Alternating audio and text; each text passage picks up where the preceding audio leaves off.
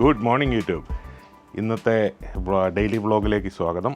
ഇന്ന് നമ്മൾ ചെറിയൊരു വാഷിംഗ് പരിപാടിക്ക് വേണ്ടി പോവാണ്. ഇന്ന് ഇത് വലിയ ബ്ലാങ്കറ്റ്സ് ഒക്കെയാണ്.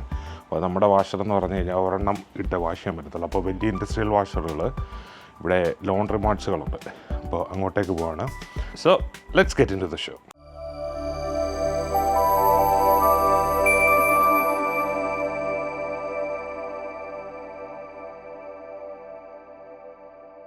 ഓക്കെ, ഞാനപ്പോൾ അങ്ങോട്ട് ഡ്രൈവ് ചെയ്യുമായിരുന്നു. ഞാൻ ഇതുപോലൊരു വീഡിയോ നേരത്തെ ഞാൻ ചെയ്തിട്ടുണ്ട്. അതായത് നമ്മുടെ പോയ യൂട്യൂബ് ചാനലിൽ ഞാൻ ഇതുപോലൊരു വീഡിയോ ചെയ്തിട്ടുണ്ട്. അപ്പോൾ അതിനകത്ത് ഒത്തിരി പേര് ക്വസ്റ്റ്യൻസ് ചോദിച്ചിട്ടുണ്ടായിരുന്നു. അതിനകത്തെല്ലാം കമൻറ്റുകളായിട്ടാണ് മറുപടി ഇട്ടത്. അപ്പോൾ അതിൻ്റെ 2-3 ക്വസ്റ്റ്യൻസ് ചിന്തിച്ച് അതിൻ്റെ ഒന്ന് ആൻസർ പറയാമെന്ന് വിചാരിക്കുകയായിരുന്നു. ഓക്കെ, ലോണ്ട്രോമാറ്റ് എന്ന് പറഞ്ഞു കഴിഞ്ഞാൽ എന്താണെന്ന് എന്നോട് ചോദിച്ചു. ഡോബിയാണോ എന്ന് ആൾക്കാർ ഒരാൾ ചോദിച്ചതാണ്. സത്യം പറഞ്ഞാൽ ലോണ്ട്രോമാറ്റ് എന്ന് പറഞ്ഞു കഴിഞ്ഞാൽ ഈ ഡോബി തന്നെയാണ്. പക്ഷേ അതിനൊരു പേഴ്സൺ ഇല്ല. എല്ലാം മോട്ടറൈസ്ഡ് മെക്കനൈസ്ഡ് സാധനങ്ങളാണ്. നമ്മൾ സാധനങ്ങളൊക്കെ ഈ കൊക്കക്കോളയും പെപ്സിയൊക്കെ നമ്മൾ വൈൻഡിങ് മെഷീനിൽ നിന്ന് മേടിക്കുന്നത് പോലെ തന്നെ പൈസ ഇട്ട് നമ്മൾ തുണി കഴുകുന്ന ഒരു പരിപാടിയാണ് ഈ ലോണ്ട്രോമാറ്റ് എന്ന് പറയുന്നത്. അത് ശരിയായിട്ട് പറഞ്ഞാൽ പ്രൈവറ്റ് ഓൺഡാണ്. കടകൾ പോലെ പലയിടത്തുണ്ട്. ഞാൻ ഓർക്കുന്നത് എൻ്റെ അമ്മാച്ചന് അമേരിക്കയിൽ ഇതുപോലെ ഒരു ലോണ്ട്രോമാറ്റ് ഉണ്ടായിരുന്നു. നല്ല ബിസിനസ്സാണെന്ന് പറഞ്ഞ് കേട്ട എനിക്ക് ഓർമ്മയുണ്ട്. ഇവിടെ ആണെങ്കിലും അത്യാവശ്യം ഇവിടുത്തെ ആൾക്കാർ കൂടുതൽ തുണികൾ ഒരുമിച്ച് വാഷ് ചെയ്യുന്ന ആൾക്കാരാണ്. അപ്പോൾ നമ്മുടെ ഈ ചെറിയ വാഷിംഗ് മെഷീൻ അതിന് ചിലപ്പം തികയത്തില്ല. ഒന്നത് 2 വളരെ ചെറിയ വീടും അപ്പാർട്ട്മെൻറ്റുകളും ഒക്കെ ഉള്ളവരുണ്ടല്ലോ. അപ്പോൾ അവർക്കൊന്നും ശരിയായിട്ട് പറഞ്ഞു കഴിഞ്ഞാൽ ഒരു വാഷിംഗ് മെഷീൻ വെക്കാനുള്ള ബുദ്ധിമുട്ടുണ്ട് വീട്ടിൽ. അങ്ങനെയുള്ള ആൾക്കാരാണ് കൂടുതലും ഇതുപോലുള്ള ലോണ്ട്രോമാറ്റുകളെ ആശ്രയിക്കുന്നത്. എന്നുവെച്ചാൽ വലിയ എമൗണ്ട് ഒന്നും ഇല്ല കേട്ടോ. കാരണം പൈസ നമ്മൾ വീട്ടിൽ ഉപയോഗിക്കുന്ന അതേ എമൗണ്ട് തന്നെ ആകത്തുള്ളൂ.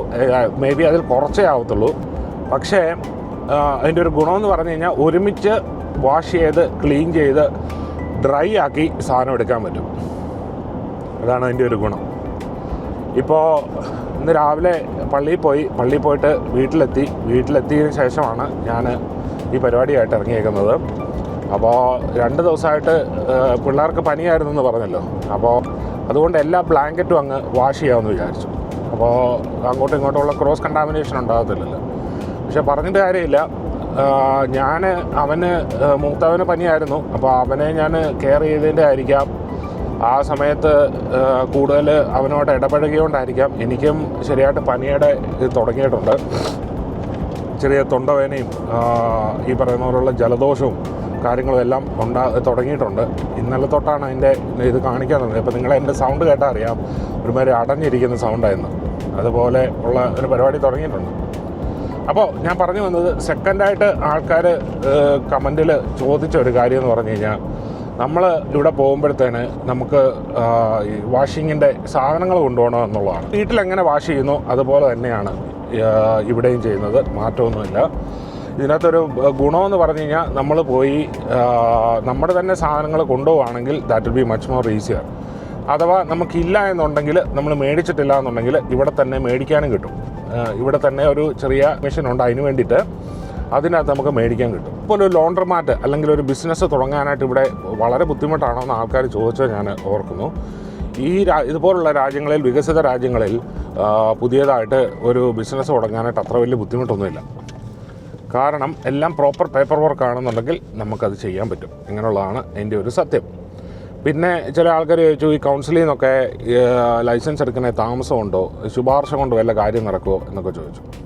അപ്പോൾ നമ്മുടെ നാട്ടിലെ പോലെ ഒരു രാഷ്ട്രീയ നേതാവിനെയോ അല്ലെങ്കിൽ നല്ല മുകളിൽ തട്ടിലുള്ള ഏതെങ്കിലും ഒരു ഉദ്യോഗസ്ഥനെയോ ഒക്കെ പിടിച്ച് നമുക്ക് ശുപാർശ നടത്തി എടുക്കുന്ന പരിപാടി ഓസ്ട്രേലിയയിൽ ഇല്ല.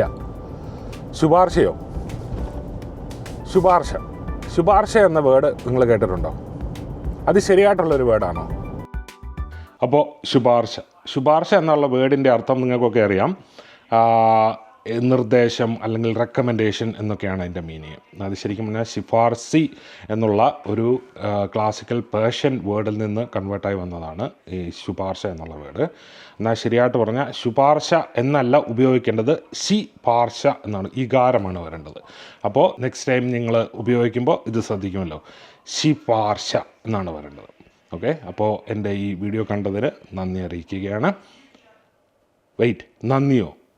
നന്ദി എന്നുള്ള വേർഡ് കറക്റ്റാണോ? നാളെ കാണാം. ഓക്കെ, നമ്മളിന്ന് പഠിച്ചു ശുപാർശയല്ല കറക്റ്റായിട്ടുള്ള വേർഡ്, ശുപാർശയാണെന്ന് മനസ്സിലാക്കി.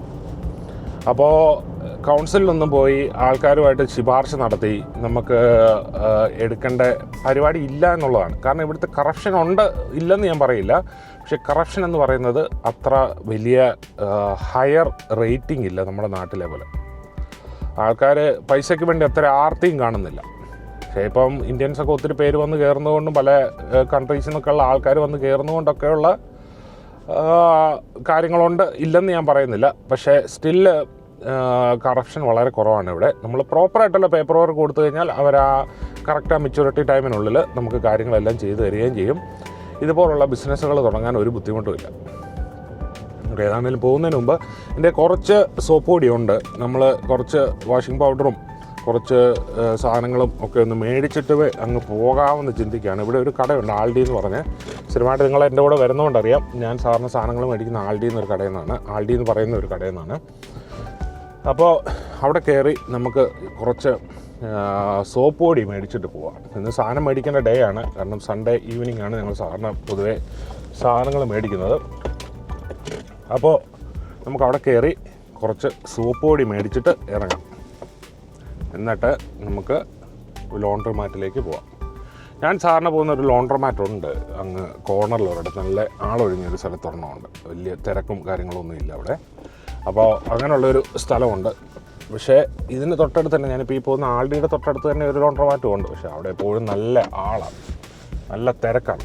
ഈ തിരക്കിൻ്റെ അകത്ത് പോയി നമ്മൾ ചെയ്യാൻ ഇച്ചിരി ബുദ്ധിമുട്ടാണ്. പിന്നെ ആൾക്കാർ ചോദിച്ച ക്വസ്റ്റ്യൻ, അടുത്ത ഒരു ക്വസ്റ്റ്യൻ എന്ന് പറയുന്നത് ഇതൊക്കെ സെക്യൂർ ആണോ, ഇതിനകത്ത് എത്രമാത്രം സെക്യൂരിറ്റി ഉണ്ട് എന്നുള്ളൊരു ക്വസ്റ്റ്യൻ. ആ ക്വസ്റ്റ്യൻ്റെ മറുപടി ഞാൻ ഏതാനും നിമിഷങ്ങൾക്കാൻ പറയുന്നതായിരിക്കും. Stay hold. Right, okay. അപ്പോൾ സാധനം മേടിച്ചു. ഇതാണ് വാഷിംഗ് സോപ്പ് നമ്മൾ മേടിച്ചത്. അപ്പോൾ അത് ലിക്വിഡ് ഫോമിലാണ് നമുക്ക് കിട്ടുമല്ലോ. അപ്പോൾ അതാണ് മേടിച്ചത്. ഓക്കെ, സെക്യൂരിറ്റിയെ പറ്റി ചോദിച്ചല്ലോ. സെക്യൂരിറ്റി എന്ന് പറയുന്നത് ഇവിടുത്തെ സെക്യൂരിറ്റിയെ പറ്റി പറയുകയാണെങ്കിൽ ഒത്തിരി കാര്യമുണ്ട് കേട്ടോ. എല്ലായിടും ഒരുപോലെയാണെന്നല്ല പറയുന്നത്. പക്ഷേ ഒരു 80-90% ഓസ്ട്രേലിയയിൽ അങ്ങോളം ഇങ്ങോളം നമ്മൾ നാട്ടിൽ സെക്യൂരിറ്റിയെ പറ്റി പേടിക്കുന്ന പോലെ പേടിക്കേണ്ട കാര്യമില്ല. എന്നാൽ ഇതിന് അപവാദമായിട്ടുള്ള അല്ലാത്തുള്ള സ്ഥലങ്ങളുമുണ്ട്, ഇല്ലെന്ന് ഞാൻ പറയുന്നില്ല. പക്ഷേ ഈ ഒട്ടുമിക്ക സ്ഥലങ്ങളിലും നമുക്ക് സെക്യൂരിറ്റി ഓർത്ത് പേടിക്കുകയേ ചെയ്യേണ്ട. ആൾക്കാർ വന്ന് നമ്മുടെ മോഷ്ടിച്ചുകൊണ്ട് പോവോ, സാധനങ്ങൾ എടുത്തുകൊണ്ട് പോവോ, അല്ലെങ്കിൽ നമ്മുടെ വണ്ടിക്ക് ഡാമേജ് വരുത്തുവോ, അങ്ങനത്തെ പരിപാടികളൊന്നും വളരെ അൺകോമൺ ആണ്. എങ്ങും കാണാനായിട്ട് കിട്ടത്തില്ല. എന്നാൽ ഒരു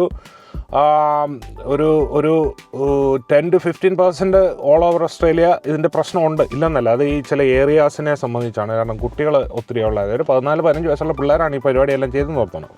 അപ്പോൾ അങ്ങനത്തെ കുട്ടികൾ ഒത്തിരി ഉള്ള ഏരിയ, പിന്നെ ഈ ഡ്രഗീസ് കൂടുതലുള്ള ഏരിയ, പിന്നെ ഈ ഗവൺമെൻറ് ഹൗസിങ്ങുകൾ കൂടുതലുള്ള ഏരിയ, അവർക്ക് ലോ ലൈഫ് എന്ന് ഓർത്താൽ മതി. അങ്ങനെയുള്ള ലോ ലൈഫായിട്ടുള്ള ആൾക്കാർ താമസിക്കുന്ന സ്ഥലങ്ങളിലൊക്കെ അങ്ങനത്തെ പ്രശ്നങ്ങളുണ്ട്, ഇല്ലെന്ന് ഞാൻ പറയുന്നില്ല. ആ സ്ഥലങ്ങളിലൊക്കെ വീടിനും റെൻറ്റും സ്ഥലത്തിന് വിലയും എല്ലാം വളരെ കുറവായിരിക്കും. കാരണം ഇതുപോലെ ഡാമേജ് ഉണ്ടാകുന്ന ഒരു പ്രശ്നമുള്ളതുകൊണ്ട്. അപ്പോൾ ഞാൻ പറഞ്ഞു വന്നത്, നിങ്ങൾക്ക് ചിലപ്പോൾ അറിയാമായിരിക്കും, നമുക്ക് പല വീടുകൾ ഇവിടെ ഉണ്ട്, ഉള്ള കാര്യങ്ങളൊക്കെ നിങ്ങൾക്ക് ചിലപ്പോൾ അറിയാമായിരിക്കാം. അപ്പോൾ ഇതിൻ്റെ അകത്ത് 1-2 വീടുകൾ, ഞങ്ങൾ താമസിച്ചുകൊണ്ടിരുന്ന ഒരു വീടും പിന്നെ ഈ പറയുന്ന കുട്ടികൾ താമസിച്ചുകൊണ്ടിരുന്ന ഒരു വീടും ഉൾപ്പെടെ 1-2 വീടുകൾ പൂട്ടിയിട്ടേ ഇല്ലായിരുന്നു.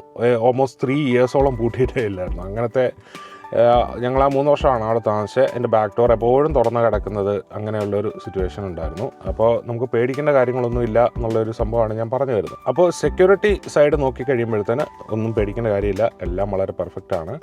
നിങ്ങൾ ഓസ്ട്രേലിയ വളരെ ജീവിക്കാൻ പറ്റുന്ന ഒരു നല്ല കൺട്രിയാണ് ഒന്നത്.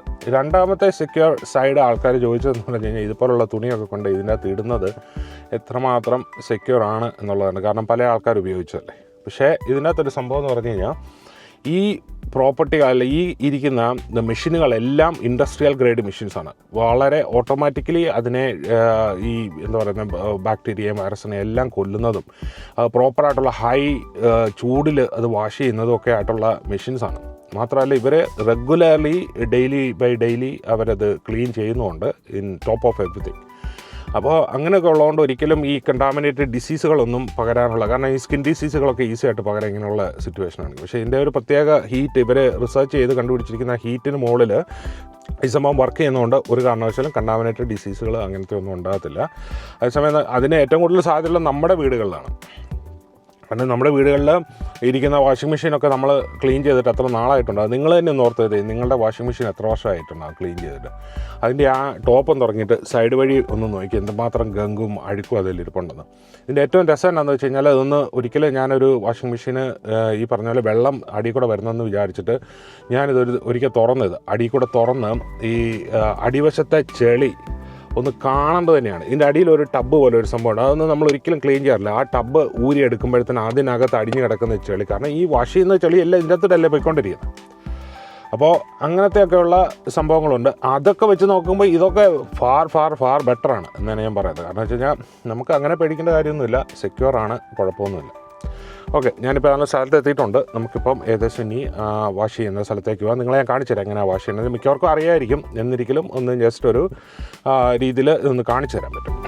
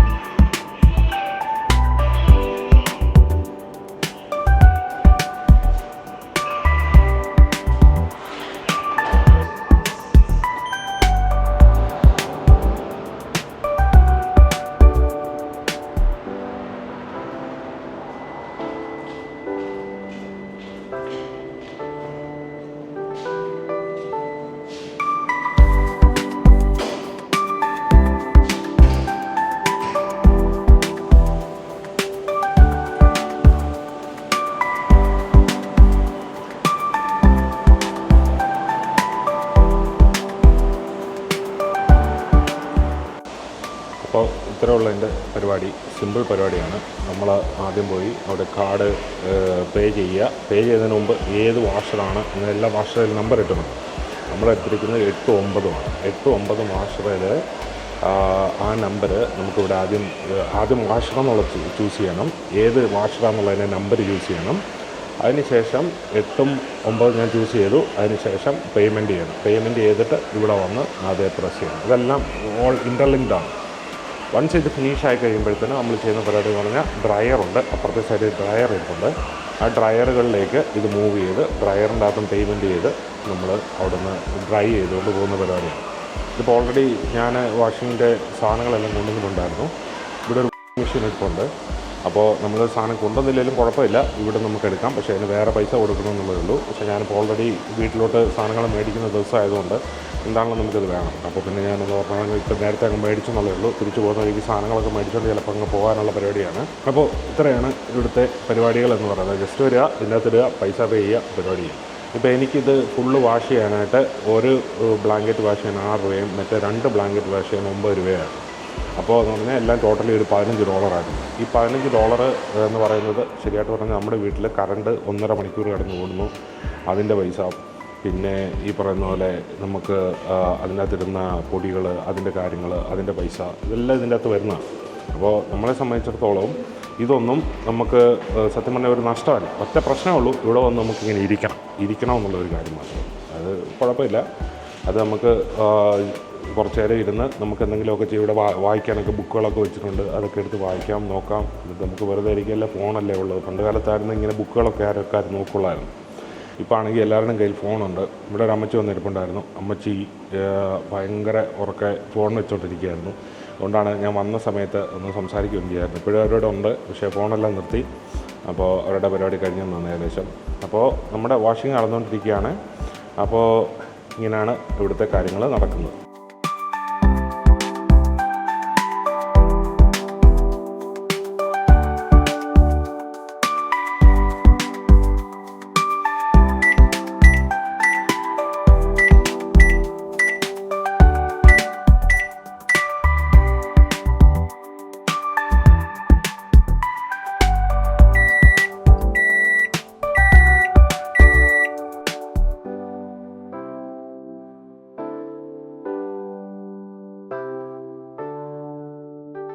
ഓക്കെ, ഡ്രയറിനും സെയിം പ്രോസസ്സ് തന്നെയാണ്. ഇവിടെ ഡ്രയർ പ്രസ് ചെയ്യുക, ഓക്കെ കൊടുക്കുക. ഡ്രയർ 2 ഓൺ ടോപ്പാണ് നമ്മുടേത് അല്ലേ, നോക്കിയാൽ ഡ്രയർ 2 ഓൺ ടോപ്പാണ്. നമുക്ക് 21 മിനിറ്റ്സ് മതി. ഓക്കെ കൊടുക്കുക, പ്രൊസീഡ് കൊടുക്കുക, പേയ്മെൻറ്റ് മേക്ക് ചെയ്യുക.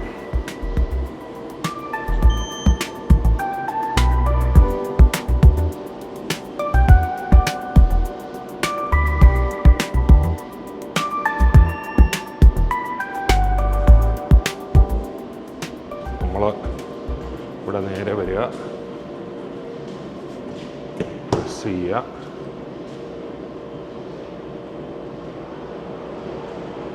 സ്റ്റാർട്ട് ചെയ്യുക.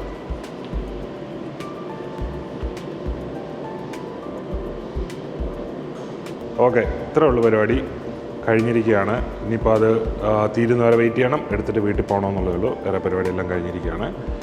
സോ നാളെ ഞാൻ വേറൊരു വീഡിയോ ആയിട്ട് വരുന്നതായിരിക്കും. ഇന്നത്തെ വീഡിയോ ഇവിടെ അവസാനിക്കുകയാണ്. നാളെ വീഡിയോയിൽ കാണുന്നവരെ സന്തോഷമായിരിക്കുക, ആരോഗ്യമായിരിക്കുക. See you in the next one.